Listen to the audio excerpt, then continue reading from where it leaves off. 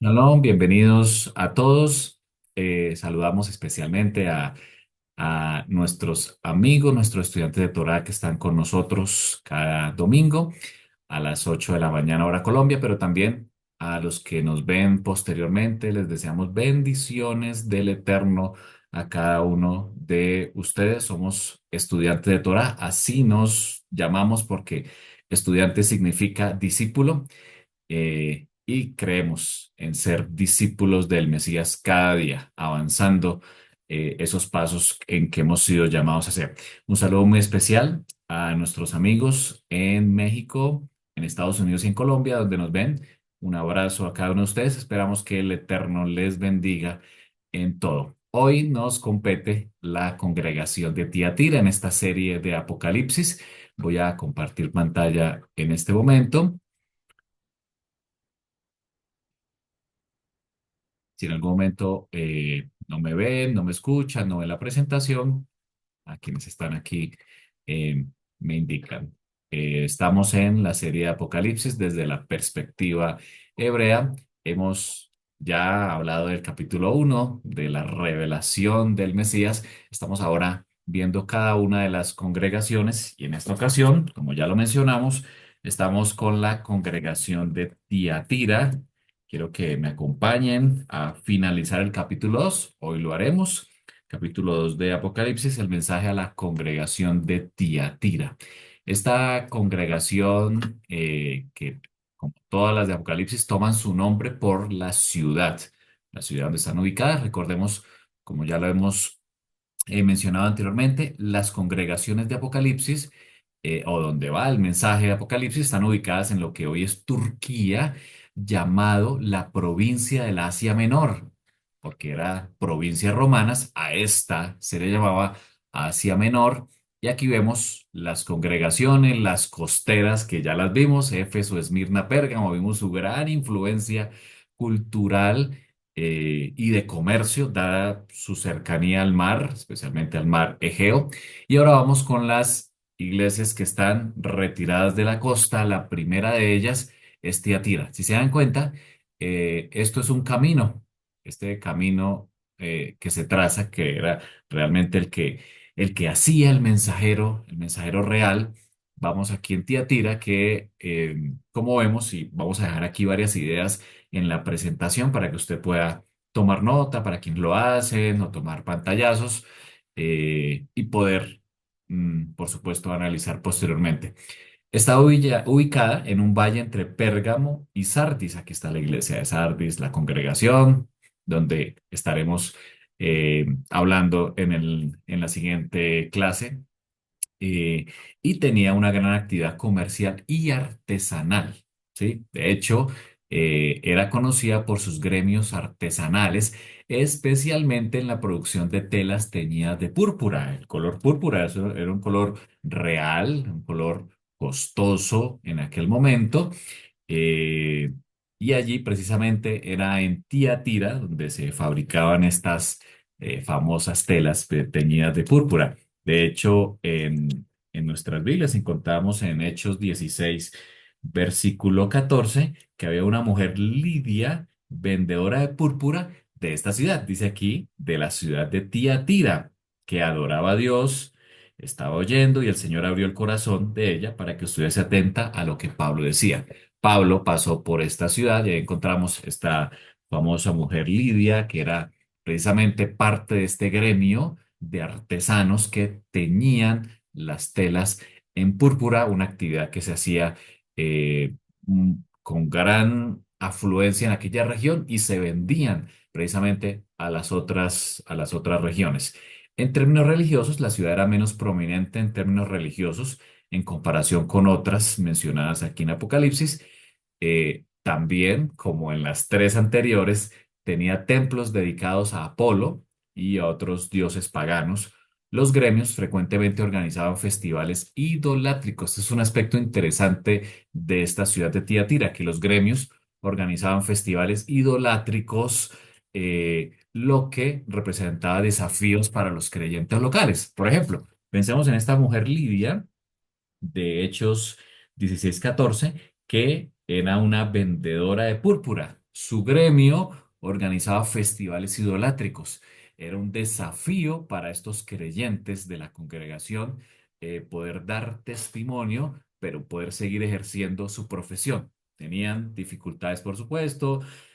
No faltaba, así como en Pérgamo, la persecución o que evitaban comprarle a estas personas que no hacían o no participaban de estos festivales idolátricos. Así que personas como Lidia, que se menciona en Hechos, y otras personas, otras buenas personas allí en Tiatira, tenían grandes desafíos para ejercer su fe en medio de una ciudad que, aparte que era un centro comercial, también era una ciudad idolátrica. Así que, como lo hemos dicho siempre, estas congregaciones reflejan lo que hoy somos. Eh, todos tenemos lecciones por aprender de estas congregaciones. Y aquí, en esta congregación, se presenta el Mesías, dice la Escritura, versículo 18, acompáñeme allí.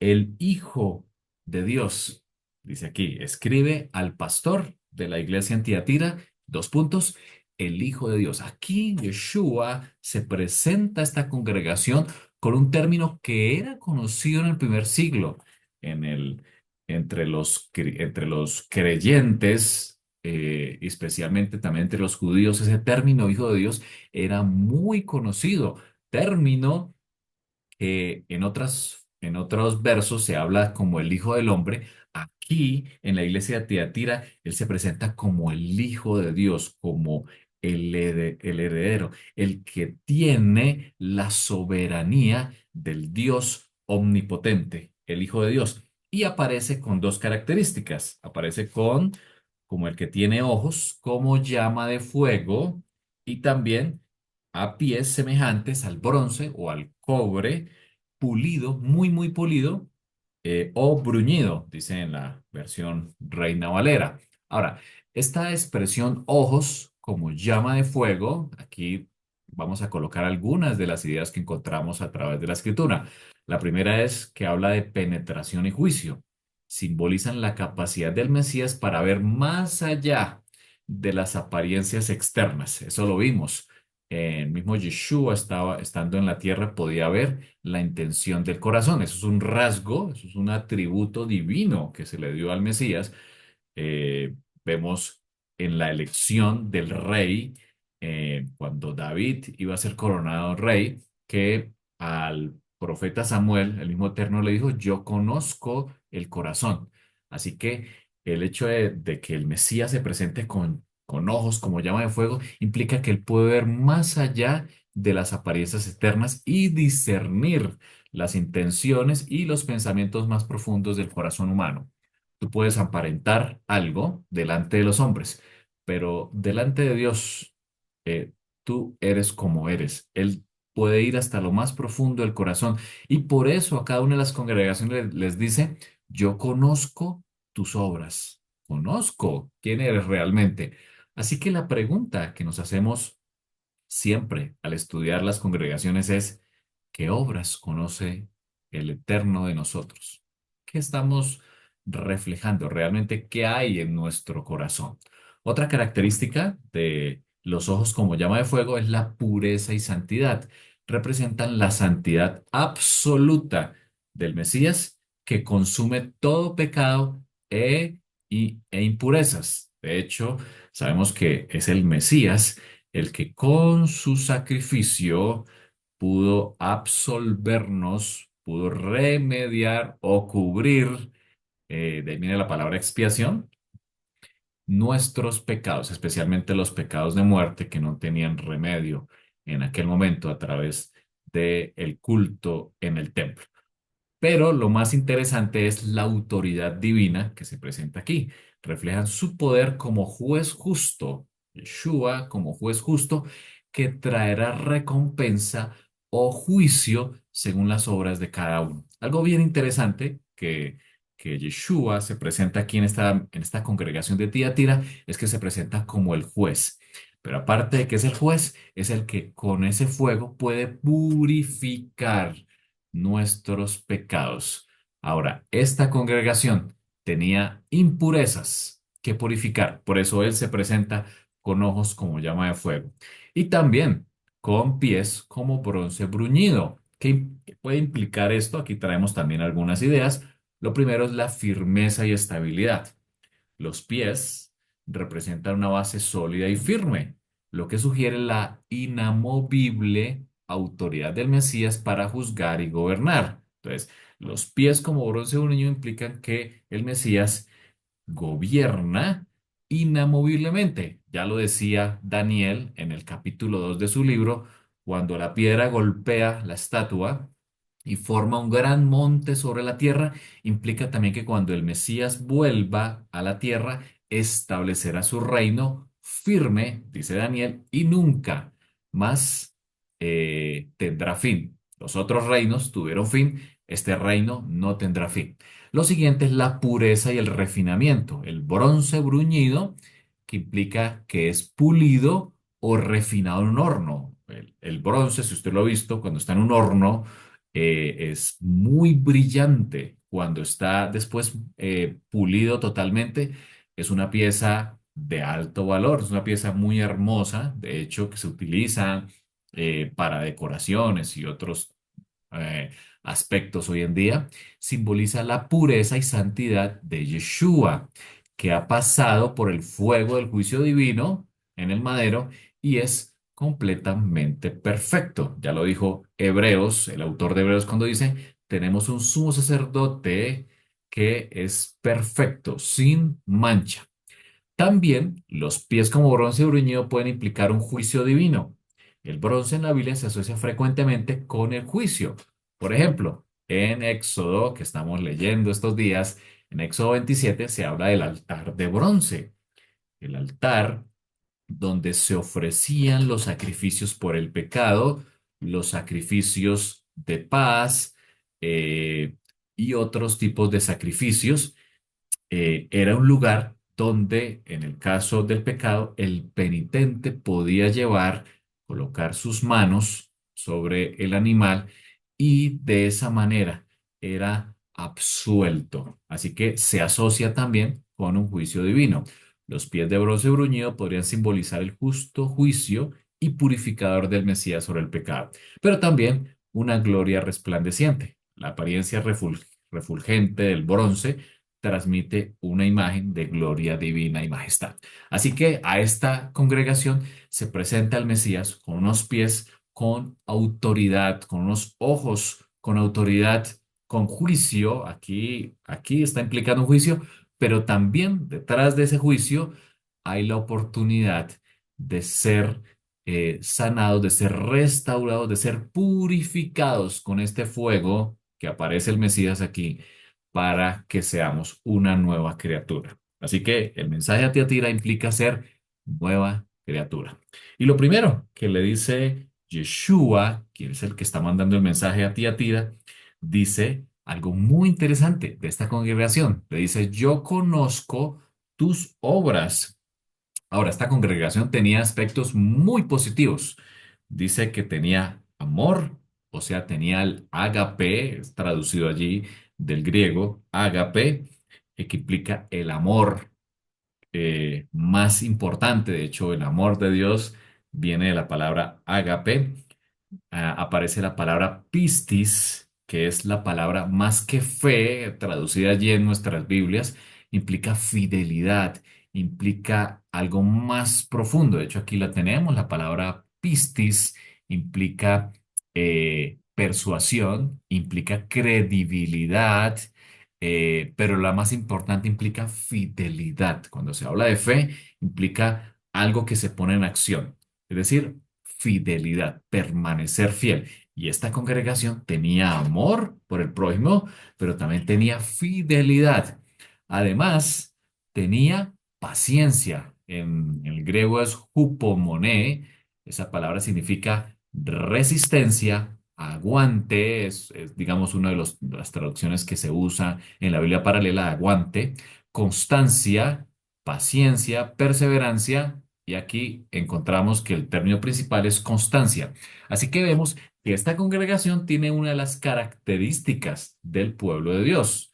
los que perseveran, los que tienen paciencia, perseverar hasta el final.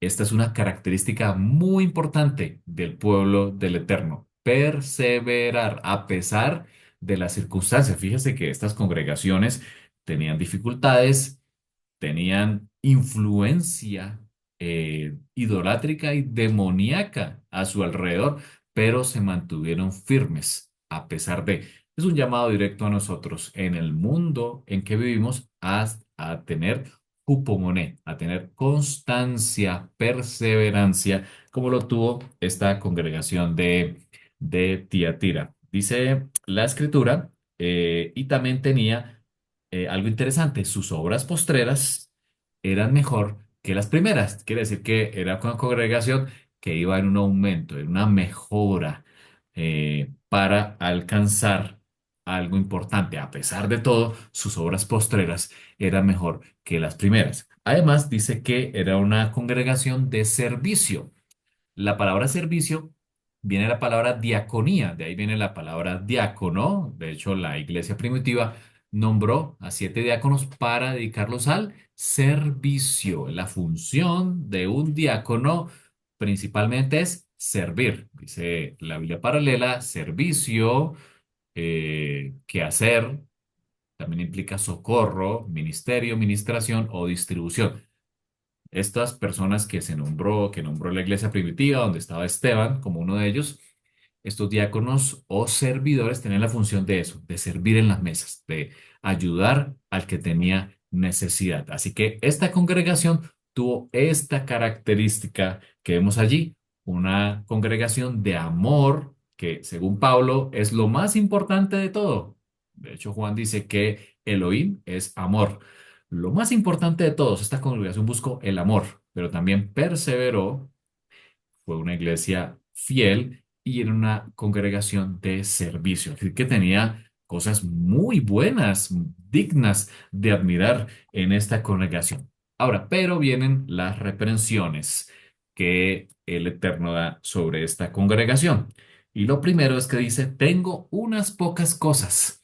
El Eterno que conoce nuestro corazón, fíjense que conoce lo que hacemos, conoce el servicio, el amor, la perseverancia, pero dice, pero quiero que seas fiel, quiero que seas refinado en el oro. Por eso, dice él, Abundante, abundante. toleras. En el griego Gloria a tu nombre, es la Señor. palabra afiemi. Multiplica. Perdón, voy a apagar por aquí el micrófono, creo que ya se apagó. Bienvenidos. La palabra afiemi en griego es perdonar. Interesante. O también implica permitir, quedar, salir, abandonar, consentir, es otra palabra apropiada para esto, dejar, despedir, entregar o remitir. Así que en la Reina Valera se ha traducido como tolerar, es decir, estás permitiendo que algo que está contra mi voluntad se introduzca en la congregación. Mucho cuidado, apreciados. ¿Qué estamos permitiendo en nuestras congregaciones? Estamos permitiendo cosas indebidas, falsas doctrinas o inclusive lo que se introdujo en esta congregación, el espíritu de Jezabel que lleva inclusive a la idolatría, número uno, y dos, a las prácticas sexuales que no están permitidas en la escritura. Esto pasó en Tiatira, en una congregación de amor, de servicio, de fe. Así que no estamos exentos, debemos ser cuidadosos y, dice la escritura, no toleres, no permitas la contaminación. Veamos en qué consistía esta mujer Jezabel. Algunos dicen que es que en Tiatira había una mujer llamada Jezabel. Pero si vamos al contexto de la escritura, sabemos que existió una mujer llamada Jezabel. Lo encontramos en Primera de Reyes, el capítulo 16. Acab o Ahab en hebreo era el rey de Israel, Israel del norte. Aquí ya estaba dividido el reino, estamos hablando del norte. Hijo de Omri, hijo, dice la escritura, hizo lo que ofende al Señor. Así que no fue un rey que agradó al Eterno. Dice la escritura, más que todos los reyes que le precedieron. Dice la escritura que no hizo lo recto ante los ojos, se desvió de la Torah. Ahora, el 31 dice, como si hubiera sido poco, o sea, a pesar de lo que hizo, de los pecados que era peor que los reyes anteriores, eh, dice la escritura, el cometer los mismos pecados que Jeroboam, hijo de Nabat, también se casó con Jezabel. O sea, la cúspide, lo peor o el máximo error de este rey fue buscar casarse con Jezabel. Jezabel era hija de Edbaal, rey de los Sidonios. Por supuesto, era una mujer que adoraba a otros dioses, era una mujer que no era de la misma fe de Ahab o de Acab, y por supuesto eso lo llevó a la ruina. Por supuesto, la escritura desde la Torá y el mismo Pablo después nos recuerda el que debemos buscar una pareja conforme al corazón de Dios. ¿Por qué? Porque nuestra pareja tiene influencia en lo que hacemos, tiene influencia para el bien, por supuesto. Dice la escritura que la mujer sabia edifica el hogar y por eso la honramos en cada Shabbat diciéndole mujer virtuosa. Pero también una mujer que no busca al Eterno puede ser la ruina para un hogar. Y aquí vemos el ejemplo perfecto. En esta mujer Jezabel, que era hija de Edbaal, rey de los Sidonios, dice la escritura que por causa de eso, Acab se dedicó a servir a Baal y a adorarlo. Es decir, Acab eh, volteó su rostro del camino correcto, 180 grados, y se fue en la dirección totalmente contraria, a tal punto que dice la escritura que le erigió un altar en el templo que le había construido en Samaria. Allá en Samaria le erigió un altar a Baal, puso adoración. Es más, organizó profetas, dice la escritura, no era cualquier, no eran pocos, sino eran bastantes profetas que servían a Baal y le adoraban, ofrecían alimentos a los ídolos, cometían fornicación delante de estos ídolos y por supuesto eso hizo que el pueblo se desviara. El pueblo generalmente se desvía por causa de su líder o coge el camino correcto por causa del líder. Qué importante el liderazgo. Y este hombre, que era un líder que el Eterno puso allí como rey de Israel en el norte, se desvió. Pero lo peor fue casarse con esta mujer llamada Jezabel. Dice la escritura que también fabricó una imagen de la diosa Acera. Fabricó una imagen para esta diosa. En fin, dice él, hizo más para provocar la ira del Señor, Dios de Israel, que todos los reyes de Israel que le precedieron. Así que eh, aquí vemos la historia de un rey que se desvió y eso provocó, ya lo vimos en la historia, 3 años y medio de sequía, la aparición del gran profeta Elías y la gran confrontación allí en Megiddo entre el Eterno y el que seguía o los dioses falsos, en este caso Baal y por supuesto el desenlace que conocemos. Esta mujer desvió el corazón de su esposo, pero también el de todo el pueblo, el de sus hijos y todo el pueblo, a adorar dioses extraños, a cometer cosas indebidas en esos cultos paganos y por supuesto hizo que hubiera una gran apostasía en Israel en aquel momento. Y por eso aquí en la iglesia Tiatira, Yeshua está haciendo una reprensión diciendo, toleras a esa mujer Jezabel. ¿Qué implicaciones tiene esta reprensión con este espíritu de Jezabel? Aquí colocamos algunas para que usted también tome nota. La primera es la tolerancia al pecado. Estamos tolerando que se cometan pecados en nuestras congregaciones o en nuestras familias. Yeshua reprocha a la congregación por permitir que esta influencia corrupta opere dentro de la comunidad. ¿Cómo están nuestras comunidades? Sería la pregunta. Dos, esto implica una falta de discernimiento espiritual y la incapacidad de confrontar el error. Son dos cosas. Uno, falta de discernimiento. A esta congregación, en su amor, en su fidelidad, en su perseverancia, le faltaba discernimiento espiritual para identificar el error que a veces el error no es tan visible, ¿cierto? Y dos, confrontarlo. Muy importante. A veces tememos confrontar a nuestros hermanos, a nuestros amigos, porque de pronto se pueden ir de la congregación, o se nos puede dividir la congregación, o se puede acabar la congregación. Pero la Biblia nos llama a confrontar el error, a decir las cosas, a llamar el pecado por su nombre, por supuesto con amor por el pecador. La confrontación es contra el pecado, no contra el pecador.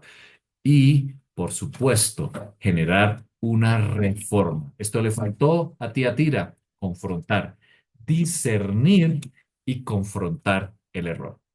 Pidamos siempre, todos los días, discernimiento al Eterno, su rúa, su espíritu y discernimiento para discernir qué es lo bueno y qué es lo malo. Lo segundo es la corrupción doctrinal. Jezabel enseña y seduce, dice la escritura, a los creyentes a comprometer su fe al participar en prácticas idolátricas y sexuales. Eso lo dice el versículo 20, cuando dice que enseñaba y seducía a los siervos a fornicar, número uno, y dos, a comer cosas sacrificadas a los ídolos. Re- Recordemos que aquí en Tiatira, que eran festivales idolátricos de los gremios, como los gremios de telas, donde estaba nuestra creyente Lidia, en esos festivales idolátricos se ofrecían alimentos a los ídolos, alimentos que luego se vendían en el mercado o llegaban a los banquetes. Aquí, en varias ocasiones, en el Brit Hadashah, en el Nuevo Testamento, Pablo y aquí Juan hablan de abstenerse de comer esas cosas sacrificadas a los ídolos, ya lo vamos a ver. Pero también se cometían prácticas sexuales en esos festivales. Por supuesto, era muy atractivo, pero esto estaba y está en contra de lo que la Torah nos enseña. Esto también puede estar relacionado con los gremios comerciales, aquí está, de Tiatira, donde las festividades incluían banquetes paganos y comportamientos inmorales. Y en medio de eso había una congregación tratando de ser fiel al Eterno. Tercero, compromiso con el mundo. La congregación está siendo llamada a mantener su fidelidad. Aquí está la emuná, lo que ya vimos, pistis en griego, su fidelidad a Dios, en lugar de adaptarse a las prácticas culturales que contravienen los principios divinos. Así que el Eterno en la reprensión le está pidiendo apartarse del compromiso con el mundo, de la corrupción doctrinal y no tolerar el pecado. También es una advertencia divina. Yeshua declara un juicio severo sobre Jezabel y sus seguidores si no se arrepienten. Está en el versículo 22. Dice, he aquí yo la arrojo en cama y en gran tribulación a los que con ella adulteran si no se arrepienten de las obras de ella. Esa reprensión se parece mucho a lo que sucederá en Apocalipsis 18, que lo veremos más adelante, con, dice la escritura, la gran Babilonia o la caída de Babilonia. Dice el versículo 3, porque todas las naciones han bebido el vino del furor de su fornicación, y los reyes de la tierra han fornicado con ella, y los mercaderes de la tierra se han enriquecido de la potencia de sus deleites.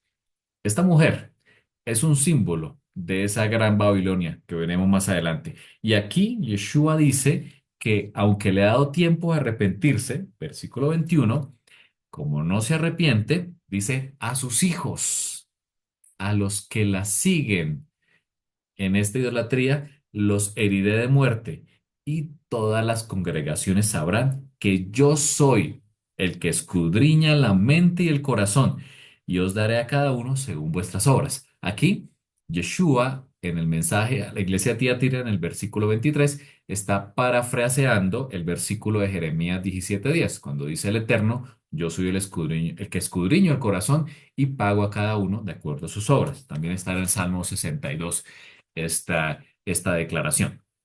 Este juicio es tanto físico como espiritual, señalando la gravedad del pecado. Y finalmente, hay una responsabilidad individual. Yeshua aclara que cada miembro será juzgado de acuerdo a sus obras, de acuerdo a Apocalipsis 2:23, que ya leímos y que aparece más adelante también en el mismo libro. Y subraya la importancia de la obediencia personal y el rechazo a la corrupción.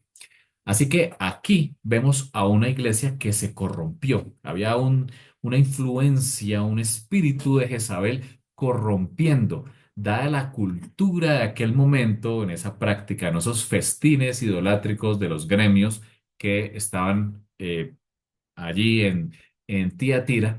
Eso influenció a la congregación. La congregación toleró, no tuvo discernimiento, toleró este tipo de prácticas y por eso la reprensión del mismo Yeshua con esta iglesia que se corrompió con otras prácticas, podríamos decir en nuestros días, con doctrinas falsas. Se mezcló, aquí hay una mezcla de doctrinas falsas. Lastimosamente, en nuestros días, muchas o varias congregaciones también tienen mezclas de doctrinas. Mezclamos lo que está en la escritura con la tradición y lo vemos en nuestras congregaciones. Así que el Eterno a través de Yeshua nos dice que hay que apartarnos de la corrupción doctrinal, del compromiso con el mundo y nos advierte de un juicio que vendrá. Sigamos leyendo. El Eterno también habla de aquellos que comen cosas sacrificadas a dos ídolos. ¿Qué implica el comer cosas sacrificadas a dos ídolos? Ahora, en aquel momento ya lo dijimos, en esos festines se ofrecían esos alimentos como un sacrificio en los altares paganos. Luego esos alimentos se vendían en el mercado o inclusive en los festivales, en los festines o en las invitaciones se daban esos alimentos. Vamos a ver un poco acerca de qué implica hoy en día el comer cosas sacrificadas a dos ídolos. Esta frase puede tener un significado simbólico y espiritual más amplio. Número uno, el compromiso con el mundo. Representa cualquier forma de compromiso con valores, prácticas o ideologías o teologías contrarias a Dios. Participar en actividades que promueven la idolatría moderna, por ejemplo, el dinero, el poder, el placer, puede ser visto como comer cosas sacrificadas a dos ídolos. Segundo, aceptación de falsas enseñanzas, que es quizás lo más importante que Yeshua le está diciendo a esta congregación. Hay una contaminación en esta iglesia. Consumir cosas sacrificadas a los ídolos puede simbolizar aceptar doctrinas o ideologías contrarias a la verdad bíblica, comprometiendo la fe en favor de la cultura. Ojo con esto. Hay muchas cosas en nuestra cultura que a veces ganan terreno en nuestras congregaciones y vemos las congregaciones también participando de los huevos de Pascua, de prácticas que solo son del mundo introducidas en nuestras congregaciones. Por supuesto, hay muchas de ellas que están contrarias, que no son bíblicas, que no deben estar en nuestras congregaciones, pero aquí el comer cosas sacrificadas a los ídolos puede implicar para nosotros el aceptar doctrinas en favor de la cultura que vivimos hoy en día. Hay que tener discernimiento, hay que pedir la dirección del Espíritu para no caer en lo que la cultura nos implica. Hay muchas fiestas que hoy se celebran en la cultura a través de todo el año. ¿Realmente es lo que quiere el Señor que como congregación hagamos? ¿O el Eterno ya estableció unas festividades como el Shabbat y las otras que encontramos allí en Levítico 23? ¿Qué es lo que espera el Señor? ¿Que nos adaptemos a la cultura del mundo dominante que vivimos como pasó en Tiatira o que rechacemos lo que el mundo ofrece? Tercero, participación en prácticas espiritualmente comprometedoras. Eso también puede implicar involucrarse en actividades que claramente contradicen la adoración a Dios, como rituales paganos, supersticiones o prácticas ocultistas, por supuesto, que puede también ser o implicar comer cosas sacrificadas a los ídolos, pero también implica una influencia en otros. En 1 Corintios 8, Pablo advierte que aunque algunos creyentes maduros, dice él, puedan entender que un ídolo no tiene poder, participar en estas prácticas podría causar que otros creyentes más débiles tropiecen en su fe. Así que también esto nos implica una influencia hacia otros. Y la pregunta es, apreciados, ¿estamos comiendo cosas sacrificadas a los ídolos? Nuestra vida, nuestras prácticas, lo que hacemos en casa y en nuestras congregaciones, ¿están influenciadas solo por lo que está en la escritura o tenemos comidas sacrificadas a los ídolos en lo que hacemos, en las fiestas que participamos o en lo que hacemos a diario? Es el mensaje que el Eterno nos trae hoy a través de la congregación de Tiatira. También el Eterno en la reprensión dice el versículo 24, pero a vosotros y a los demás que están en Tiatira, a cuantos no tienen esa doctrina, la de Jezabel, y no han conocido lo que ellos llaman las profundidades de Satanás. Interesante frase.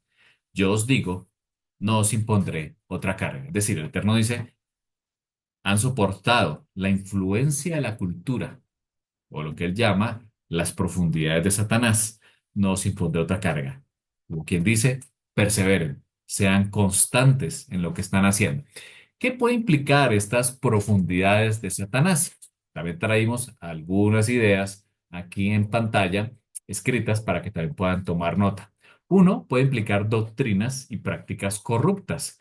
Las profundidades de Satanás podrían referirse a falsas enseñanzas promovidas dentro de la congregación de Tiatira. Ojo con esto, falsas enseñanzas que estamos enseñando en nuestras congregaciones.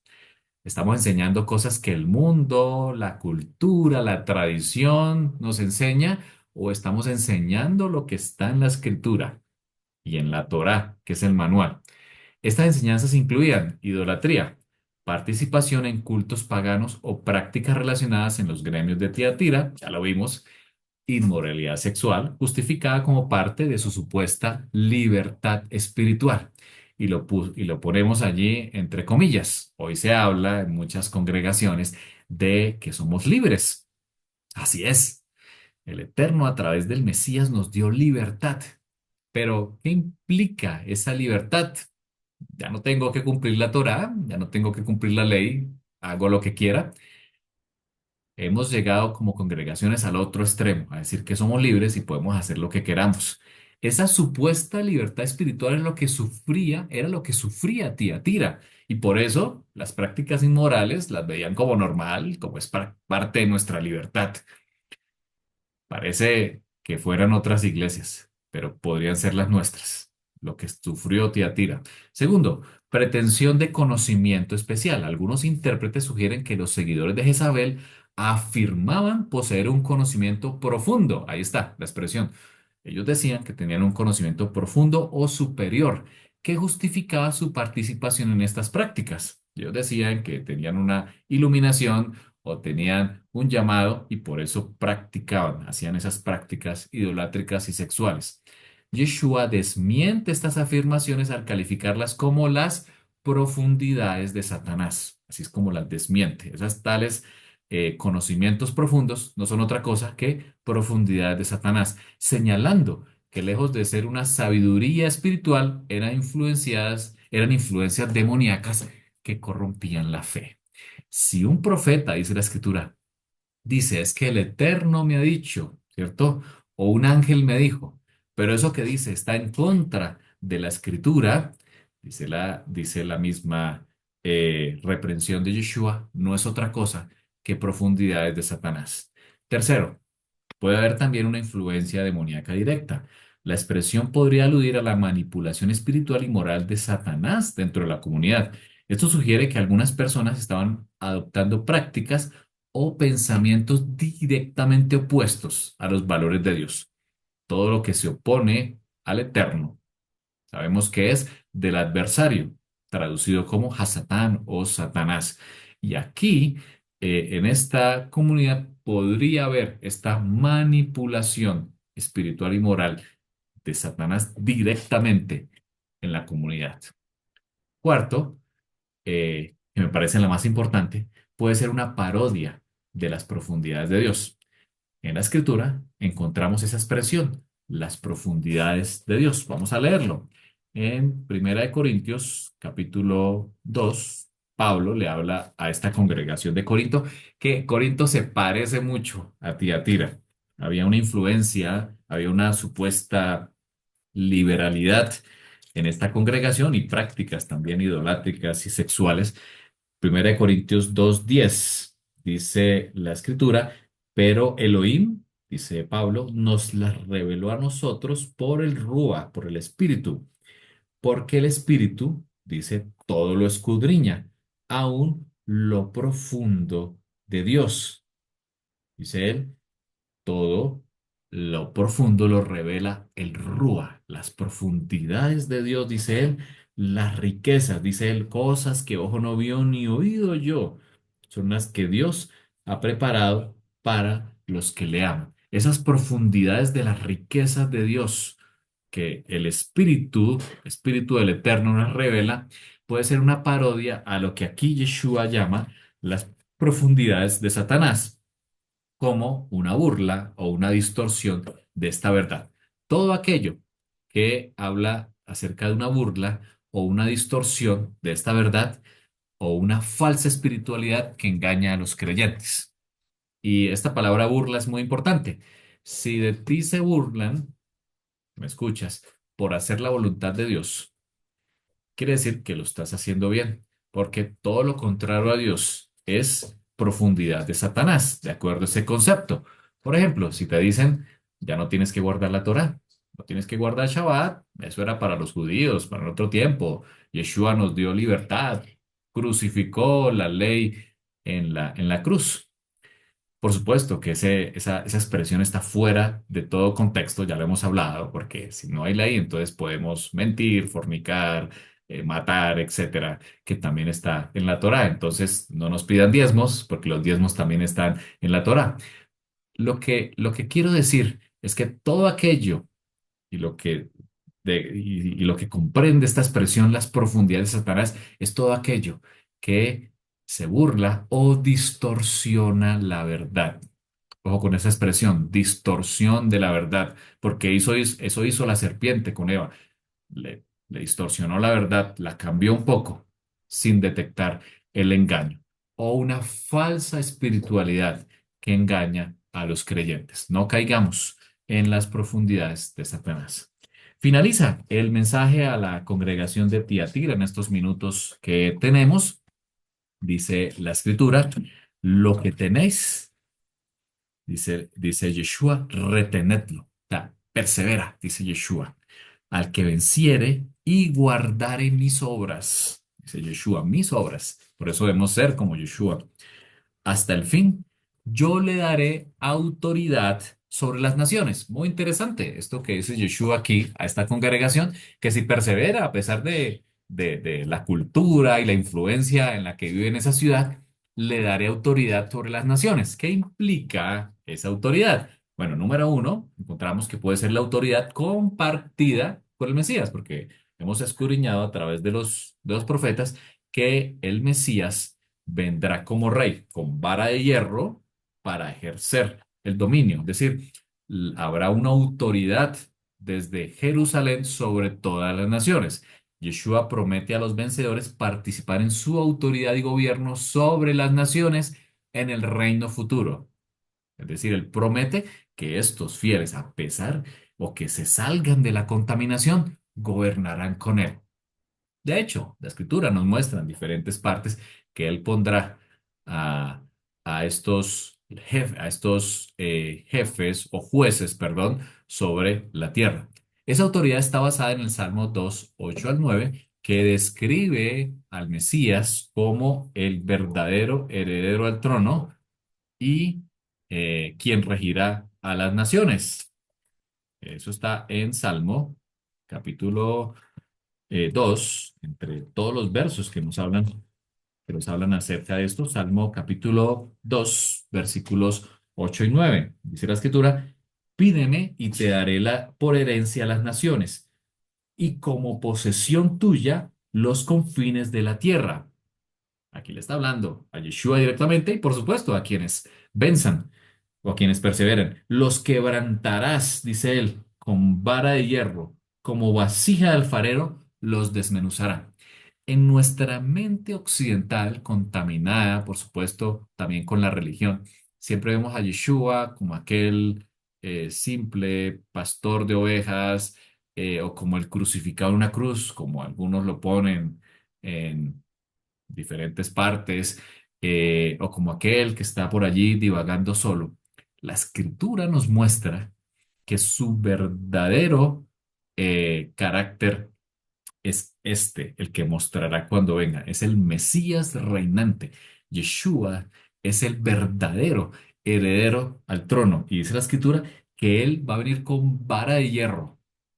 Dice la escritura con la Torá saliendo de su boca y de heredará toda la tierra. Así que le veremos. Es difícil de pronto salirnos del contexto griego y meternos al contexto hebreo del Mesías, donde realmente el Mesías es un rey, es autoridad quien traerá la paz, pero también regirá con vara de hierro. Esa promesa de la autoridad se la da a esta congregación. Qué hermosa promesa le da el Eterno a quienes perseveren de poder gobernar, de tener autoridad sobre las naciones. Lo segundo es su participación en el reino milenial.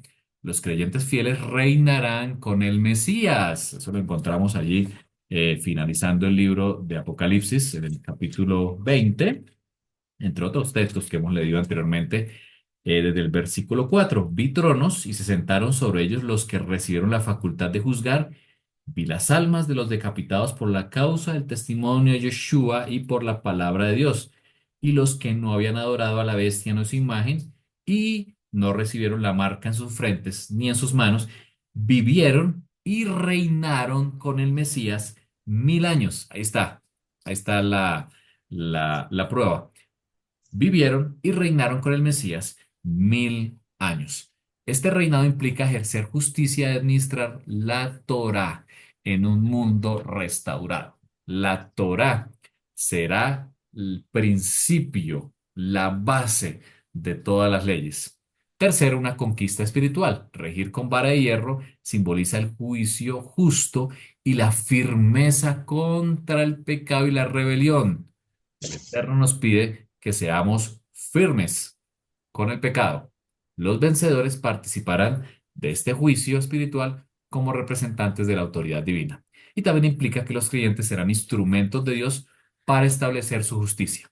Finalmente, implica una victoria final sobre la maldad. La referencia a quebradas como vaso de alfarero, que aparece allí en Apocalipsis, parafraseando Salmo 2, resalta el poder absoluto del Mesías sobre todas las fuerzas rebeldes. Al compartir esta autoridad, los creyentes participan de la derrota del mal. Así que aquí hay una promesa.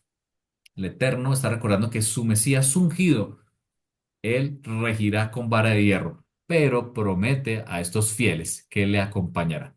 Y ya para terminar, dada la hora que tenemos, la última promesa que se le da a esta congregación de Tiatira, el versículo 28 dice, le daré la estrella de la mañana. Qué frase tan interesante.